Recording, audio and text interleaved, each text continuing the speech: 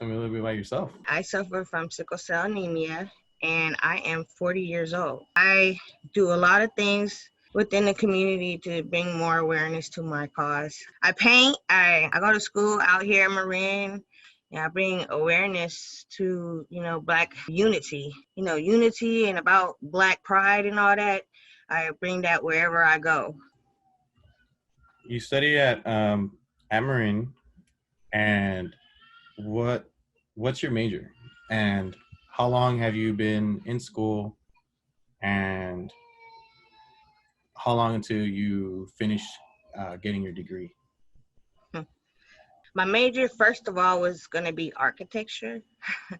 I kind of changed it to wanting to be an art teacher for children because I do art and I love art and just to bring the colors out and stuff. And Yeah, I agree. Are you first generation? And if so, what were your challenges you faced as a first generation student? You being the first in your family to go to college and get an education.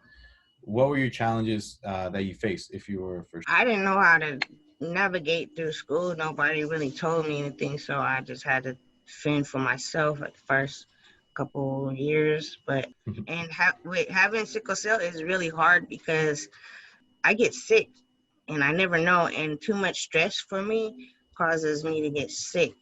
So sometimes when I go to school, I'm out for weeks at a time, and if I don't have that good communication with my teacher. Have you, or how old were you when you found out that you had SCD, and what were the changes that you had to make? I've been knowing I had sickle cell my whole life, my whole entire life when I was a baby. I knew something was different. I remember one time I went to school. I used to play with this boy underneath the table, and one time he grabbed my arm and I went into a pain crisis. I started crying, and my mom had to come get me from the school and take me to the hospital. And then the next time I went to school, I was trying to play with the same kid, and he told me that he couldn't play with me because I was different. Sometimes kids need to be explained what different means. I wanted to just share my story with people because I feel like that I lived such a hard life with sickle cell, and I've been through so many things, and God has brought me all this way. So I want to share my story about God and life and what I've been through, because if I can do it, you can do it, and you don't have sickle cell. So have you been painting your whole life, or was it a certain point where just like that something got you into it, and what motivated you to continue painting? My uncle Renee, who died, told me that because I could draw, I could paint. He got me to start painting, and then what started motivating me was to show what I experienced through art, sickle cell, what I go through.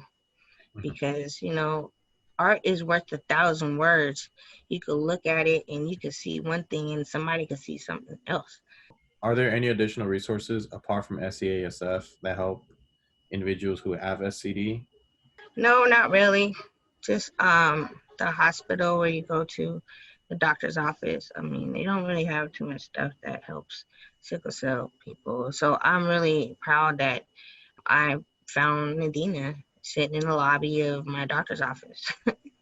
And I connected with her to try and make change in the community so that we do have resources later for people like me, because there's nothing out there for us. That was going to lead to my next questions, like your relationship with SCASF and how long you've been a part of SCASF. I've been knowing Nadina for like 3 or 4 years, and then she asked me if I wanted to be on a board because I had all these ideas that I would bring to her. Be on the board and help things, change things. I would really like to do more blood drives in predominantly Black areas because not a lot of Black people donate blood. In what ways did SCASF help you being through your daily life and time in school? Okay, SCAA, they helped me when the corona happened. They gave me a phone and they gave me some hand sanitizer and some masks and some gloves for like the pandemic.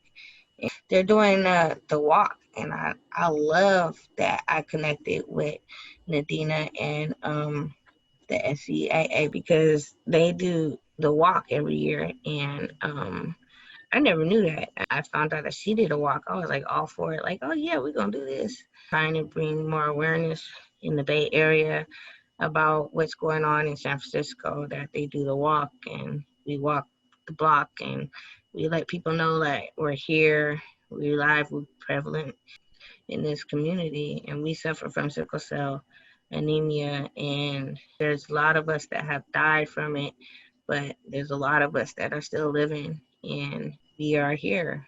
What more would you like SEA to help you out on, and other ways that SEASF can expand on? I would like for them to help me more with the Congress and changing laws and stuff, because that would help me help others. What more would you like SEASF to expand on? I would like to see more activities in the East Bay, Oakland, maybe a blood drive out there or something, or maybe even a walk one year. What advice would you give to upcoming students with sickle cell? If you have sickle cell anemia and you're going to school, I say take your time, because it's no race. You don't want to overstress yourself. Talk to the teachers. It's all about communication. And talk to them teachers and link up with the Disabled Student Center, because you qualify for that, and get all your accommodations. What advice would you give to a person with sickle cell in their daily life? If you live with sickle cell anemia, I know life is hard, and you just never know what life is going to do and what life is going to bring you. I say take your medicines and listen to your doctor. Go to the doctor frequently. Don't just go for your medicine. And get a primary care doctor, because they help you get like a doctor with sickle cell, because they write prescriptions. Be happy in every moment, even the little moments when you have pain. And we are warriors with sickle cell. So Really powerful. And again, thank you